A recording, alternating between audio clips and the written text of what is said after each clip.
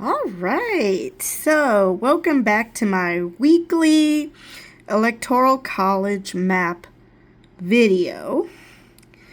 So, as you can see, Kamala Harris is increasing her lead. Um, Let me just, because last time Maine was not a safe state, it now is, even though we have this one district that even though we have this one district that's just leaning towards, Maine is considered a safe state. So God only knows how big this district is, District 1, because it's safe. And so I guess because one is leaning and one is safe, it's being considered a safe state. Either that or District 1 is absolutely huge, because I know in Wisconsin there are some really big districts and really small ones. So it it could be like that. Hold on, I need to get a drink. Okay, and I'm back. So, as I started to say, Maine is now a safe state for Kamala Harris. So they have 185 votes that are pretty safe for her. Because remember, these are safe states, the dark blue. The middle one is likely voters. And then we have a lot of leanings. So that means that Republicans only have 148 votes. So Kamala went from 55 down to like 40 votes up. So that's good to know. Obviously this is still just based on polls, so anything can happen, whether it be because there's truly a lot of never Trumpers in these states, not just Democrats, but never Trumpers in these states, or there are just people who are too embarrassed to admit that they're going to vote for Trump, or not vote at all for that matter. So as you can see, there's a lot of red on this map. Another reason to go to popular vote, because even though by population this is a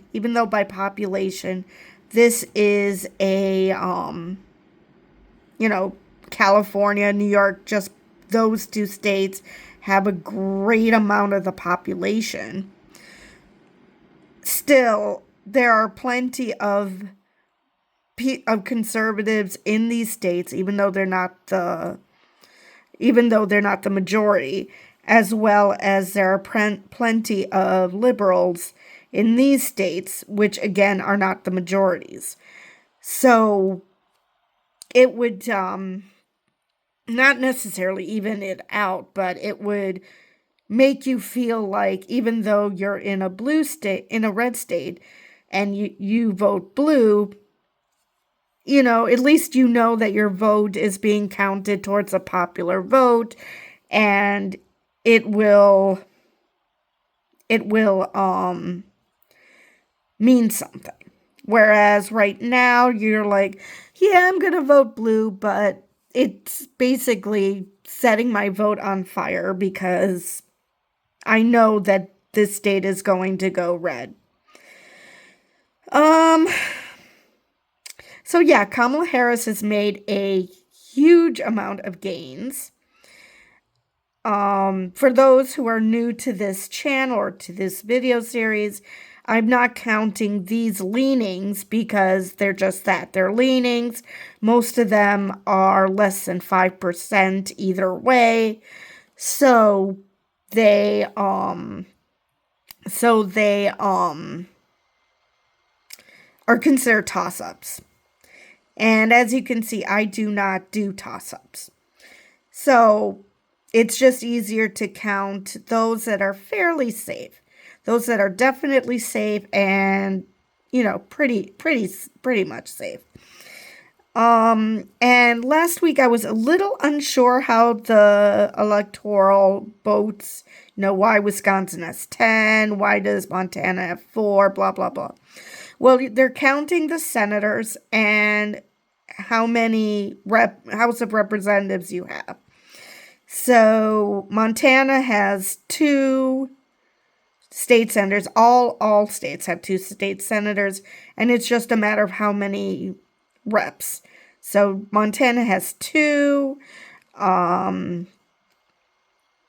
Oregon has 6. So yeah, it depends on how many House of Representatives reps you have.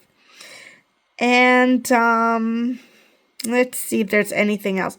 Now, for those who are, freaking out because you are pro-Trump for whatever reason, then you might say, well, we're screwed. Well, let's see what the Senate interactive map has to say. Come on, ads, go away. All right, so as you can see, this is generated by 270 to win. Hold on. Did I go to the Senate? Oh, for frick's sake. I went to the Senate. What is wrong with you? I said interactive map. Being a pain. Okay, so if we look here, and so this has toss-ups because, again, it's not a map I generated. Republicans are at 50, and Democrats are currently at 47. Now, because the 2 independents are generally vote with Democrats. Now, that means that there would be a tie. And because, let's see, how many, okay, so there's 3, so it could potentially be a tie.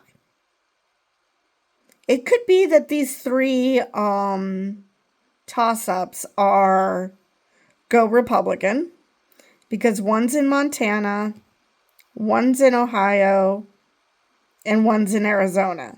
So it could go that this one goes Democratic, because Mark Kelly. These 2 potentially could go Republican because these are red states.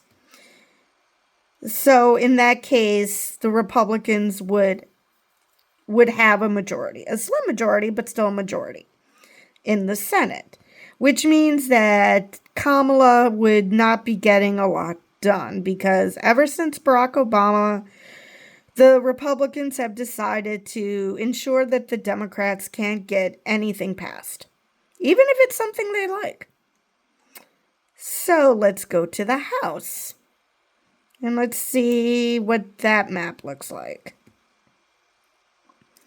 Because we've already seen that it's potentially, it's possible it could be a tie in the Senate, in which case, if Kamala Harris were to win, Tim Walz would be the tie-breaking vote. That is the function of the vice president. He is the tie-breaking vote in the Senate. So as you can see here in the House map, we have 209 Republicans to 205 Democrats with 21 toss-ups. So it's still really up in the air.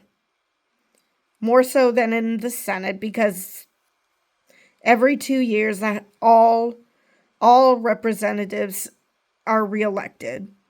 They are elected to 2-year terms. It's not like the Senate.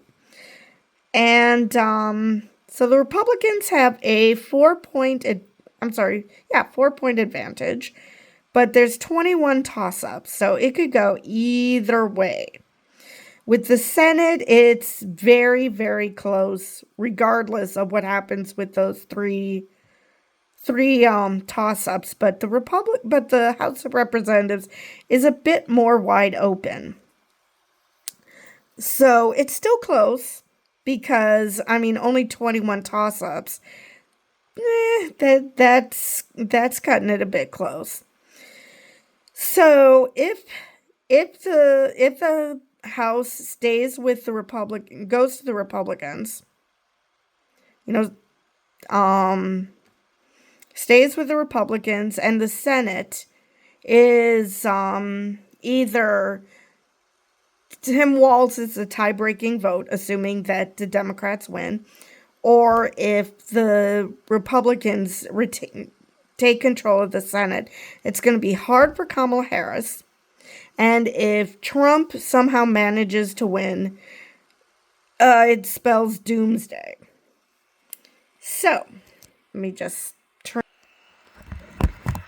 So, yeah, it's still very iffy as to how things are going to go because it's still a couple of months till the election. The election is November 5th. So there's still plenty of time for the honeymoon phase of Kamala Harris's campaign to peter out and for Trump to overtake her. Or hopefully she just continues expanding her lead.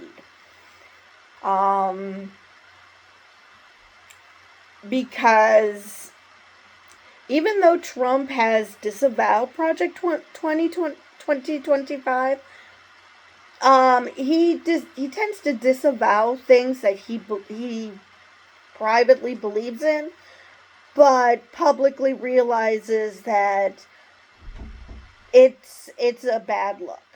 He understands optics. If nothing else, he understands optics. And so his disavowal is just for public consumption.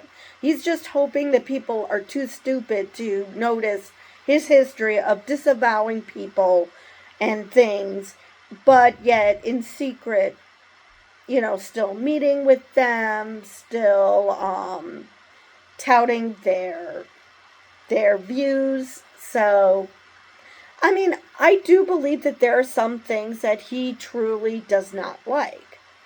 I'm not going to, he's angered those who are pro-life, and by saying that the states should handle it. I don't know if he thinks that that's a compromise, but regardless, he thinks that's a state's issue, which has angered a lot of his supporters. So it's entirely possible that he truly doesn't agree with everything that's in Project 2025. Or it's possible he's just trying to sound reasonable in hopes that people will vote for him, and then the Heritage Foundation can go to town. All I know is that there's a lot of people in the Trump campaign who are super pissed that the Heritage Foundation thought that they could, make this policy open to the public and that anybody and everybody can read it. Because the Trump administration knows that this is unpopular.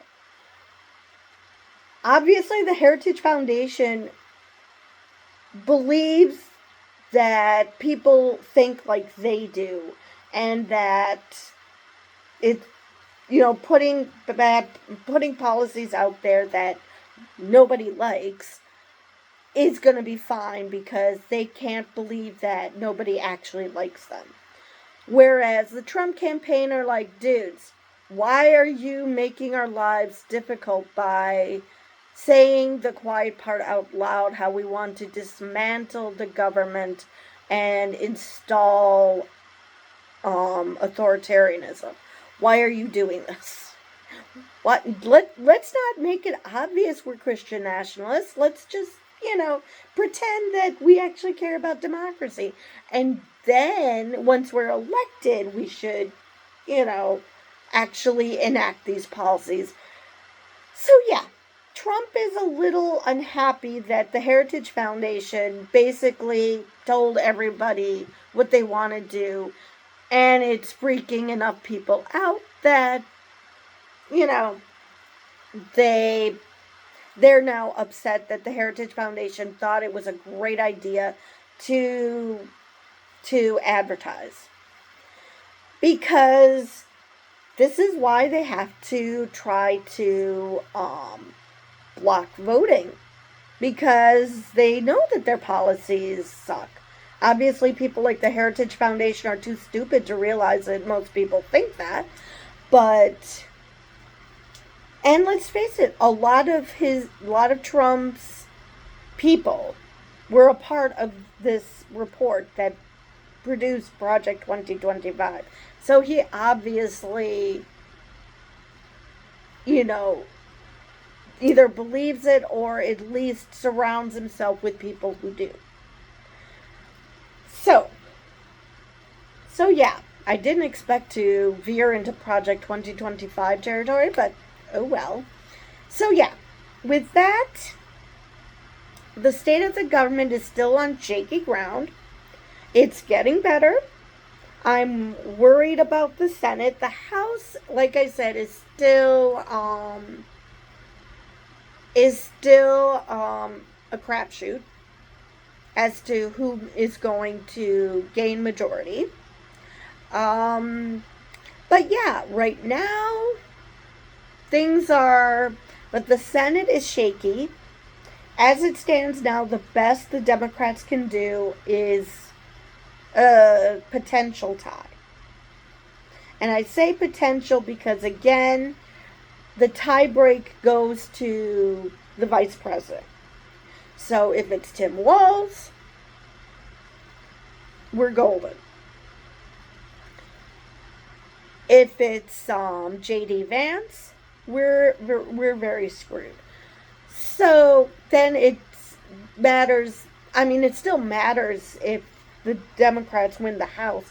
But as you can see by how hard it was for Biden to get anything passed, even if the Republicans retain one chamber of Congress, that will make it very, very hard for a Democratic president to get anything done. So even if Kamala Harris does gain the presidency, if she does not have both chambers of Congress, it's going to be very hard for her to get anything done. And based on Senate rules and the damn filibuster, even with a tie-break vote, there are going to be certain things that she will not be able to get through filibuster. I don't know exactly what is considered filibustable, but I do know that will cause problems. So the Democrats still have a lot of work to do. I believe that is all I have for this video. And with that, I will see you guys in the next one, whether it be next Sunday to do another one of these, or if there's some interesting policy articles that I want to go over with you. So with that, I will see you guys in the next video.